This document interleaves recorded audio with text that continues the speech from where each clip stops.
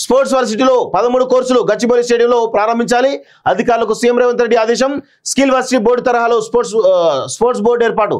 2036 Olympics లో పథకాలే లక్ష్యంగా కొత్త స్పోర్ట్స్ పాలసీ. క్రీడాకారులకు ఇచ్చే ప్రోత్సాహకాలపై స్టడీ చేసి రిపోర్ట్ ఇవ్వాలని సూచన. స్పోర్ట్స్ పాలసీ ముసాయిదాపై రివ్యూ అంటూ చూస్తా ఉన్నాం. సో ఇక్కడ గత 10 సంవత్సరాల కాలంలో ఏనాడు కూడా కేసీఆర్ స్పోర్ట్స్ పైన దృష్టి పెట్టలేదు. ఆయన కంప్లీట్ గా నాకు తెలిసినంతటువంటి నాలెడ్జ్ ప్రకారం గత 10 సంవత్సరాల్లో జరిగింది పాలన కాదు, అదొక విధ్వంసం. కల్వకుంట్ల విధ్వంసం అనేది గుర్తుపెట్టుకోవాలి.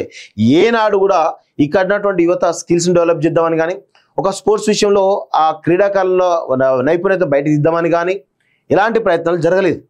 కనీసం విద్యా వ్యవస్థ కానీ వైద్య వ్యవస్థను కానీ వాటిల్లో మార్పులు తెచ్చే ప్రయత్నం చేయలేదు. గత ప్రభుత్వంలో ఎలాంటి పరిపాలన లేకుండా కేవలం హైదరాబాద్ అనగానే ఒక 4 ఇంగ్లీష్ బుక్కులు మాట్లాడేసి, ఓ 4 ఫ్లైఓవర్లు కట్టేసి విశ్వనగరం చేసినాం, హైదరాబాద్ అభివృద్ధి మేమే అని ఈరోజు ప్రజలను మభ్యపెట్టే ప్రయత్నం చేస్తూ ఉన్నారు కేటీఆర్ లాంటి వాళ్ళు.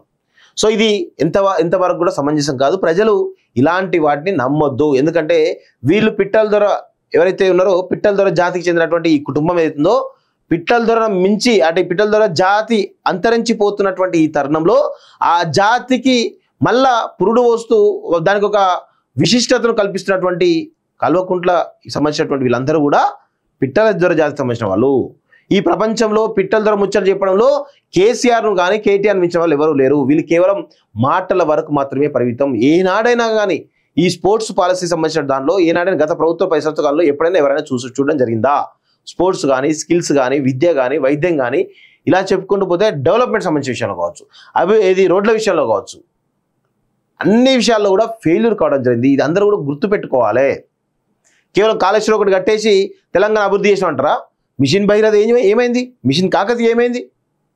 ఇవన్నీ కూడా వాళ్ళు చేసినటువంటి ఒక దోకేబాజీ చర్యలు తప్ప ఏది లేదు. అంటే ఒక పాలకుడు ఎప్పుడు కూడా కేవలం ఒక అంశాన్ని మాత్రమే తీసుకొని ముందుకు పోదు. ఆ అంశం ప్రధానంగా తీసుకోవాలి, కానీ అంశమే అదొకటి చేసినా అయిపోయింది అనే కోణంలో మాట్లాడకూడదు. ఆ పాలకుడికి 360 డిగ్రీస్ సంబంధించిన పాలసీల మీద అవగాహన ఉండాలి. 360 డిగ్రీస్ పాలసీలు ఏవైతే ఉన్నాయో ఆ పాలసీ ఇంప్లిమెంటేషన్లో ప్రయత్నం చేయాలి. ఈరోజు ఒక విద్యపైన ఫోకస్ చేస్తే కుదరదు. విద్య అనుకుంటే ప్రధానంగా పెట్టుకోవాలి, వైద్యం అనుకుంటే ప్రధానంగా పెట్టుకోవాలి. అంతేగాని అదొక్కటే చేస్తే మిగతా పారిశ్రామిక రంగం ఉంటుంది, అనేక రంగాలు ఉంటాయి కదా. ఆ రంగాలు కూడా అన్నిటి మీద దృష్టి కేంద్రీకరించాలి. కేసీఆర్ ఏనాడు కూడా ఆ ప్రయత్నం చేయలేదు, రివ్యూలు చేయలేదు. కేవలం తనకుండేటువంటి డబ్బులు అంటే 1,00,000 కోట్లు ఈ ప్రాజెక్ట్ పెడితే ఎంత కమిషన్లు వస్తాయి అనే కోణంలో మాత్రమే ఆలోచించే బ్రెయిన్ తప్ప వేరే బ్రెయిన్ కాదు. కేసీఆర్ని చాలా మంది కూడా ఒక చాణక్యుడు అది ఇది అని చెప్పేసి అంటూ ఉంటారు. కానీ నేను అంటా ఉన్నది ఒకటే మాట అంటాం, సింహాసనం మీద ఎవరిని పెట్టినా కానీ అంతకు మించి ఆలోచన చేస్తుంది. ఇది గుర్తుపెట్టుకోవాలి. కేసీఆర్కి ఎలాంటి చాణక్య నీతి కానీ దూరదృష్టి కానీ లేదు. ఆయన పవర్లో ఉన్నాడు కాబట్టి ఆటోమేటిక్గా ఆ శక్తి వచ్చేస్తుంది, అంతే, వేరే ఏది లేదు.